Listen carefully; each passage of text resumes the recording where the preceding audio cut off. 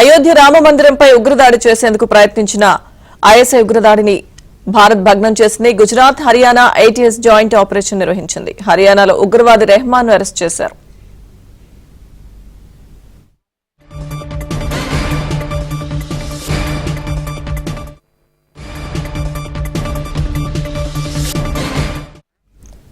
అయోధ్య రామ మందిరంపై ఉగ్రదాడి చేసేందుకు ప్రయత్నించిన ఐఎస్ఐ ఉగ్రదాడిని భారత్ భగ్నం చేసింది. Gujarat, Haryana ATS joint operation నిర్వహించింది. ఇక హర్యానాలో ఉగ్రవాది రెహమాన్ అరెస్ట్ చేశారు. పూర్తి అప్డేట్స్ మా ఢిల్లీ ప్రతినిధి సతీష్ అడిగి తెలుసుకుందాం. సతీష్, లక్ష్మీదుర్గ అయోధ్య రామ మందిరంపై ఉగ్రదాడి చేసేందుకు ప్రయత్నించిన పాకిస్తాన్ కు చెందిన ఐఎస్ఐ ఉగ్రదాడిని భారత్ భగ్నం చేసింది. Gujarat, Haryana ATS joint operation నిర్వహించింది. జాయింట్ ఆపరేషన్ లో భాగంగా హర్యానాలో ఉగ్రవాది రెహమాన్ ను అరెస్ట్ చేసినట్టు కూడా పోలీసులు అధికారులు పేర్కొన్నారు. అయితే దాదాపు గత కొన్ని రోజుల నుంచి కూడా అయోధ్య రామ మందిర్ పైన దాడి చేసేందుకు ఉగ్రదాడి నేపథ్యంలో అటు కేంద్ర రాష్ట్ర భద్రతా శాఖ కూడా అప్రమత్తం. ఈ నేపథ్యంలోనే ఐఎస్ఐ సంబంధించిన ఉగ్రవాది రెహమాన్ కు సంబంధించిన ఆధారాలను కూడా పోలీసులు చేజిక్కించారు. అందులో భాగంగానే దాదాపు విచారణ చేసిన ఏటీఎస్ లో అదేవిధంగా హర్యానా, గుజరాత్ పోలీసుల సంయుక్త ఆపరేషన్ లో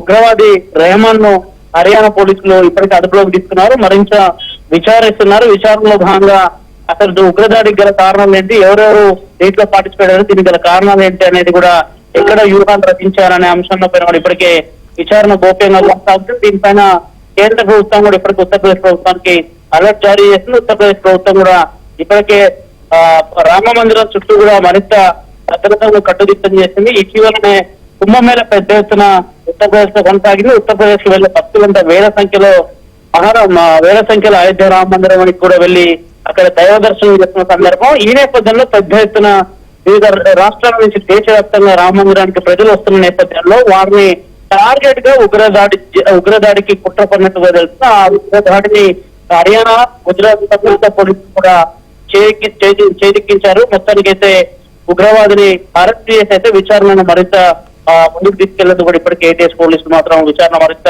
కొనసాగించారు. అదేవిధంగా దీనికి వెనకాల ఇంకెవరున్నారనే కోఆర్డినేట్ కూడా విచారణ అయితే జరుగుతుంది. Right, thank you Satish.